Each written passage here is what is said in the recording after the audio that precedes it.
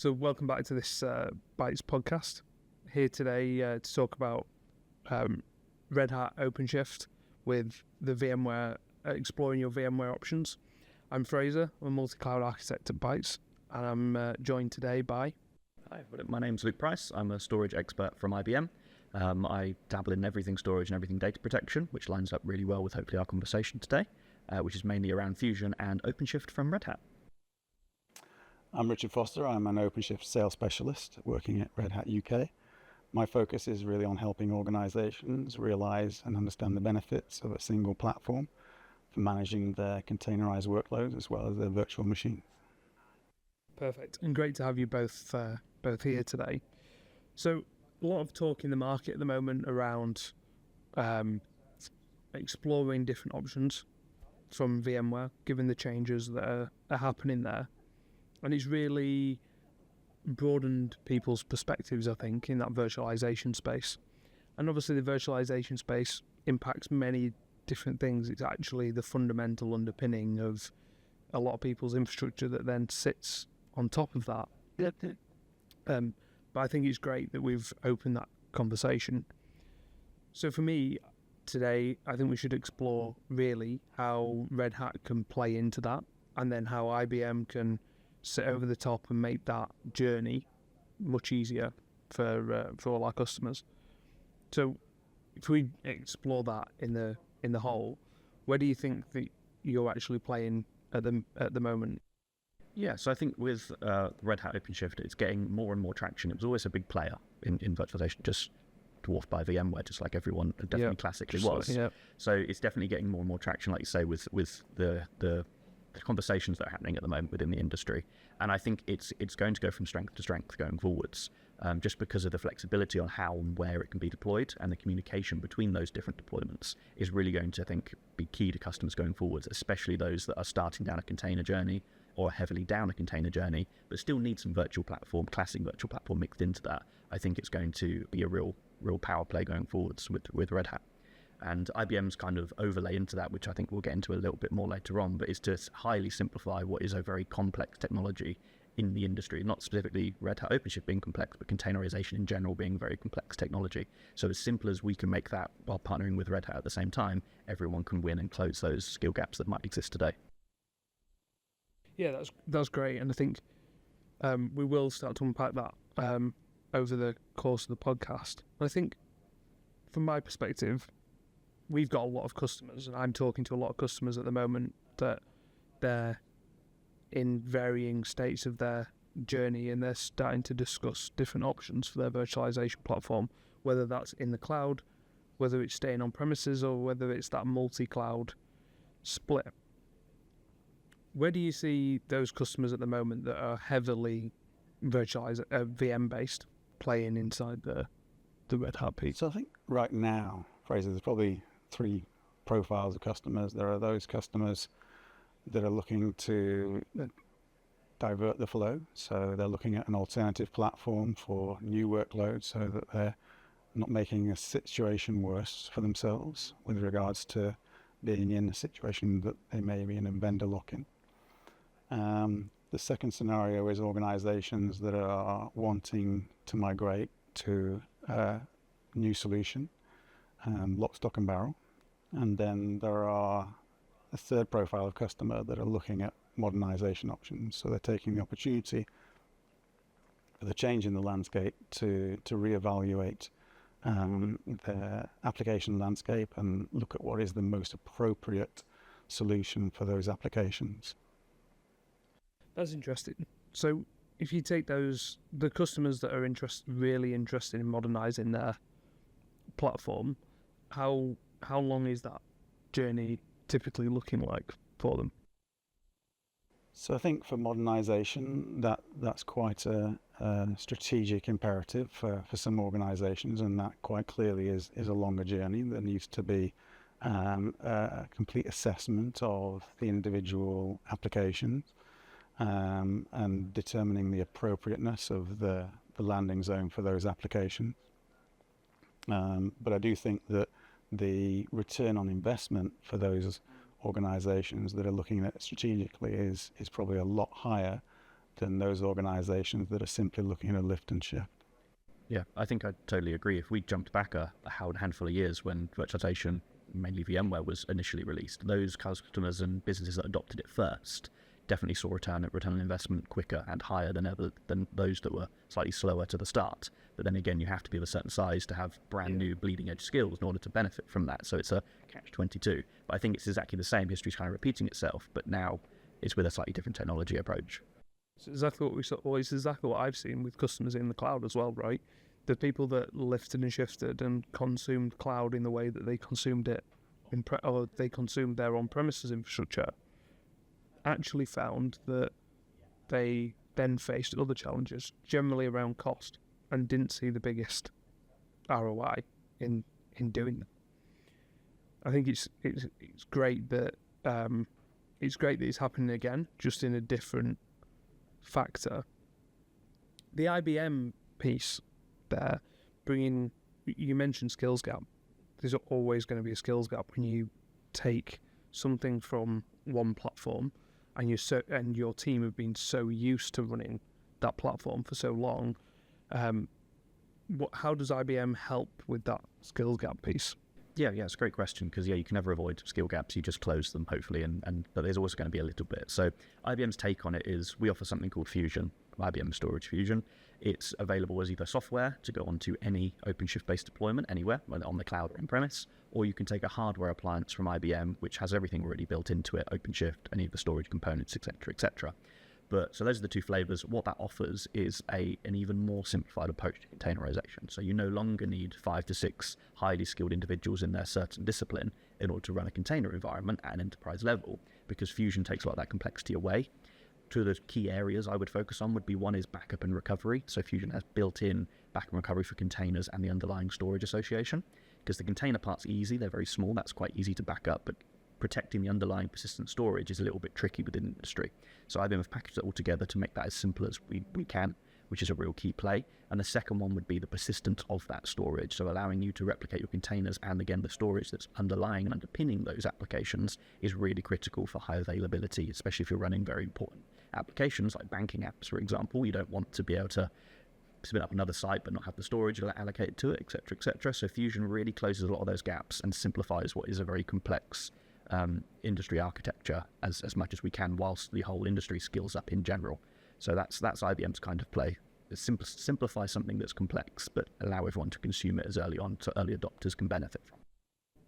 That's really great, because if you talk to somebody, I think, about containerization in general, they would say, well, most of my applications that are running on premises are all stateful, and I need to make sure that when I restart that container or I recover that container, then my state isn't lost. And I think generally speaking, that's most people's concern. Yeah. So bringing some simplification to that. Definitely, because like crash consistent backups or crash when you pull the power out, plug it back in, it's better than nothing. But yeah, if there's transient data that's very important, again, taking a banking angle, because that's obviously one of the most important ones around. Yeah. It's a good angle. That's very important. You don't want to lose a transaction. Someone pulled a power cable out, for example, similar with containers. And then that also kind of leads itself to, resource consumption. So if you needed more containers in a certain area, the application needed to elasticate itself to grow on demand, containers are the excellent use case for that because of the rapid deployment approach and rapid shrinking approach to save costs. So they're both hand in hand, very key. You need to keep it all online, and you need to be able to expand and shrink it based on customer demands, because they can't access it, but it's on, it might as well be off to a lot of customers. So we talked about 3 different scenarios. I probably can't cover all 3, but that second scenario, a customer that wants to lift and shift potentially away from what they're currently running, whether it's VMware, whatever it might be, what does that look like for a customer, generally speaking? So generally speaking, it's probably hard to categorize insofar as it really is dependent on the complexity of the customer environment, some of the storage challenges that they have, some of the networking challenges that they have. But there's probably a fairly large subset of those VMs that are relatively easy to migrate, and OpenShift is a platform that they can migrate to with migration tools to help them facilitate that. to speed up that migration process. The more complex applications that do have those dependencies on the networking infrastructures, and also the more COTS type applications, those are probably more dependent on a partner organization with specialist knowledge to help those customers migrate those over the longer term. Yeah, definitely, and that's where I think Red Hat, IBM, and partners such as Bytes really come into it. So what we're seeing from an IBM perspective is, you can take a handful of VMs, like VMTK files, for example, and transmute them, convert them into a OpenShift native format, which VMs actually live within containers within OpenShift deep down under the covers, but that's what allows some of the flexibility. But yeah, so that's one of the key points. Anything that can be converted probably should into native format so it can run natively. But then the main point of focus being looking at how those workloads on that VM can be split into containers, and you have your web services on one container, database on another, so you can split them up and grow them individually.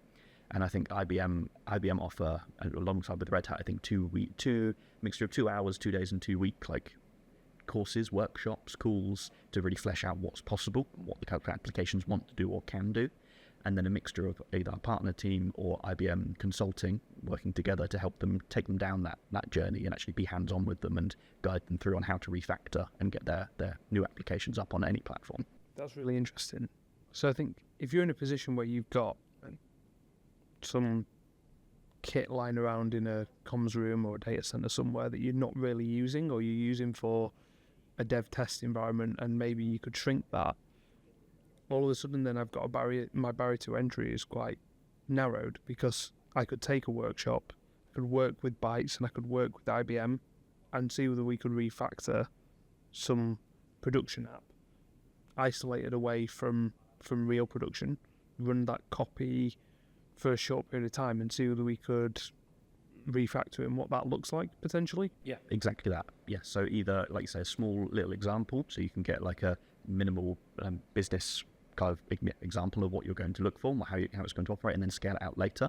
And all that little example could remain a dev and test location until production was able to be, converted in a certain manner. But yeah, you can spin up small OpenShift clusters either on virtual machines themselves, so layer that virtualization on top of each other, or a couple of bare metal servers, especially if it's test and dev. You can just, what you've got to hand, as long as it's suitably spec'd to actually it turns on at the end of the day, you're free to do that. And then if you wanted to layer that with a bit of Fusion software side, not the hardware side, IBM can offer 90-day licenses for the Fusion add-on. So it's an operator, for anyone familiar with how OpenShift integration works, it's an operator within the OpenShift app store. I like to refer to it as, it's not an app store, and so it's really easy to install that bit and then make it even a bit more simple if you happen to not be working with IBM or a partner at the time, you just want to dabble on your own.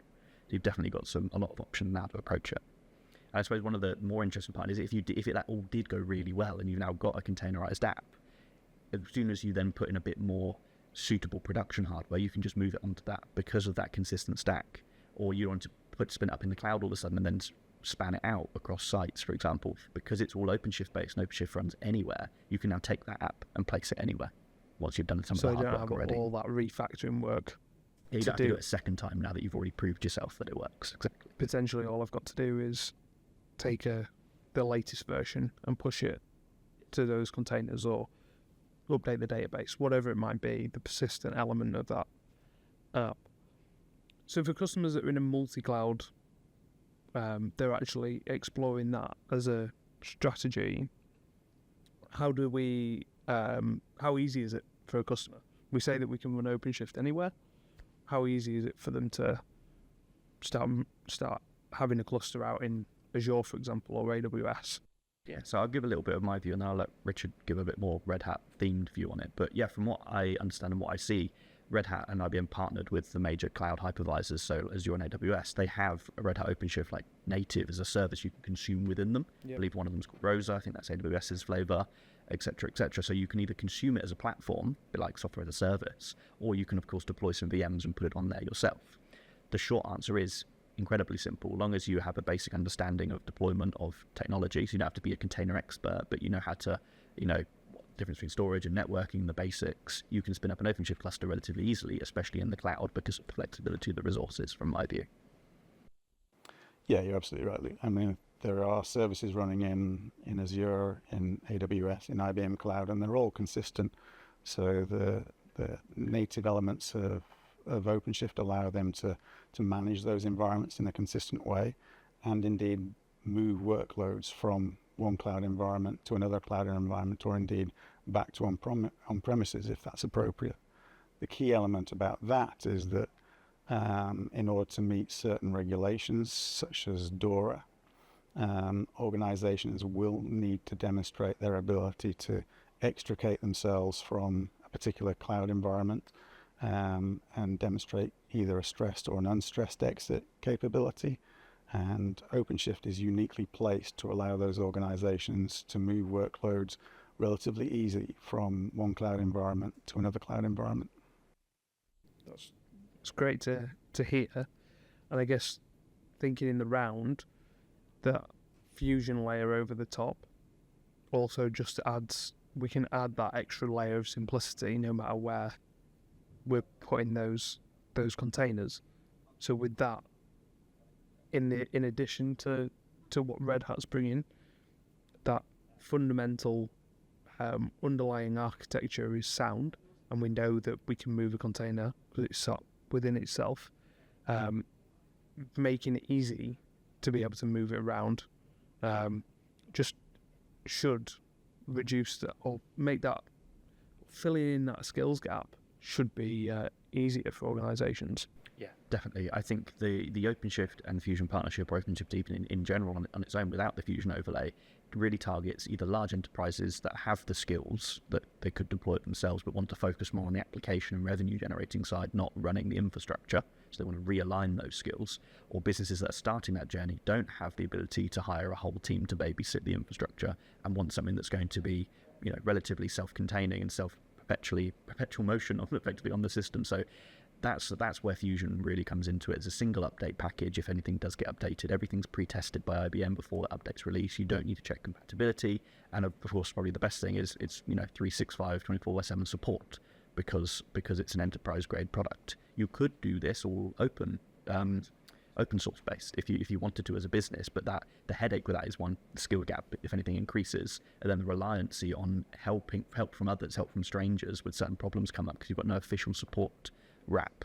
That's a real concern for businesses that I'm seeing. So if you just want to dabble in it at home, go down the open source route. But if you need to run live applications on it, it's definitely worth looking at something that can simplify it with Fusion and OpenShift and has a full service wrap around it. So if something does happen to go wrong, you've got someone ready, always awake, that's going to help. Which is what people want, I think. Especially when you're exploring something brand new, you need confidence that I'm just a phone call away if something really goes wrong, no matter what stage you're at, whether it's just that exploring or whether you've gone full scale production.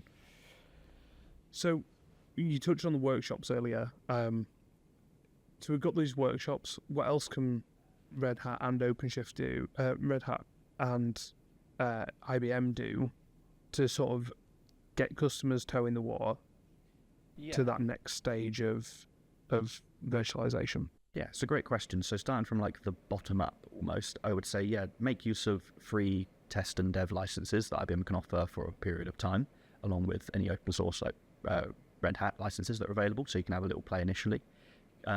Reach out to IBM Bytes and Red Hat for demos of either live environments or recorded things, so you can get a feel on what's possible and how it's done before you start clicking around yourself. That's how you'd like to approach it.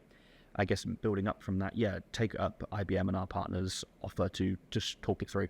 What do you, if money and time and resource no object, what would your business like to look like? And then we can see how that can line up with how we can offer things through those workshops. And then we've also, of course, got a variety of services that once we've covered all those steps and we're ready to start moving, we can align the right people, either throughout IBM, throughout Red Hat, throughout partners such as Bytes, to get the right skills into that particular opportunity and progress it with the customer themselves. And there's obviously a chance to shadow then, of course, to be a skills transfer to further close that gap in future. If they wanted to expand it on their own backs later on, they would have some of that skills part of the shadowing. So that's really how I've seen it and how I'm engaging with my customers so far. I don't know if that's any different for you, Richard. How are you seeing it at your end? It's exactly the same, and the support is there both from a consulting perspective to help organizations understand how to implement best practices around OpenShift, but also there are training programs that are geared towards enabling organizations to become self-sufficient, as well as aligning certification programs that give specifically administrators and operators a level of competency that they can use in the marketplace. It's really great to hear that if people had a fear that this is everything's an upheaval and everything's a challenge, when you want to move that underlying virtualization suite, that it's actually not. And the vendor, you guys are able to support them in anything from a small sort of capture, small dev test environment all the way through to production workloads is really great to hear. Yeah, I mean, in recent months, I've been looking at the small entry points for Fusion hardware personally. It's for a customer that just wants to have a little play and a look down the container route, all the way up to there's a customer that wants to replace something in the range of 1,700 gigahertz worth of CPU, and they want to put that into a containerization platform instead, because it's a bit more resource efficient when you containerize things, so they make better use. And that's going to be using like 1 to 2 petabytes of storage underneath it. And even though containers are lighter weight, that's still the amount that's required because of the size of the journey that they want to go down, transformative and reworking their databases and that kind of stuff. So you're exactly right. We're happy to talk to the smaller requirements and the really large, very complex, usually very horrible kind of requirements when you're refactoring such on a large scale. But that's exactly where we want to play. We're happy to be at the start and at the end because it's a complex technology, and IBM see it as the future. So we've really put a lot of R&D from both IBM side and our partnership with Redhat to make sure that our customers can consume those services and start to benefit from them. It's fantastic to have you both here and to hear those points and discuss this in more detail. I think for me, my key takeaway is that this really might be the start of something great inside of our industry for customers to actually start adopting containerization. I think people have spoken about it for so long, and it's been a skill set that everybody's wanted for so long, and this feels like it might be the start of an actual shift that needs to happen to actually realize the ROI of a containerized environment. What's your key takeaway from today's discussion, Luke? Yeah, I think the industry is moving and it is changing, and it usually moves very slowly. But I think in recent months, recent years, we're starting to have a whole new side of what's possible and what technology is available. So I think adopting early isn't perfect for everyone, but if you're in a position where you're looking for alternatives, now's a good choice to start introducing choice into your environment rather than just you need a new thing. It has to go on that platform because it's the only platform you have currently. So don't necessarily go rip and replacing in its entirety, unless of course you want to, but you focus on offering yourself and your end users choice in how things are deployed and where they're deployed. I think that's going to be the future. Same question to yourself, Richard. Key takeaway from today's discussion? Just OpenShift is fairly uniquely placed in that environment. As organizations are looking at the modernization piece, we're giving them the flexibility to run their VMs and their containers on a single platform and leverage the operational similarities, the single pane of management of those environments, and both of those environments in a consistent manner.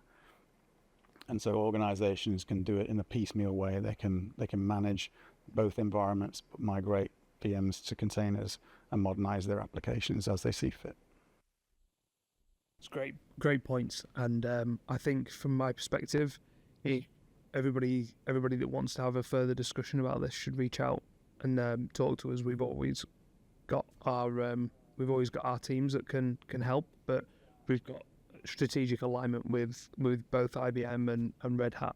So for customers that are listening to this podcast, feel free to reach out to either us on LinkedIn directly or through your Bytes aligned account managers.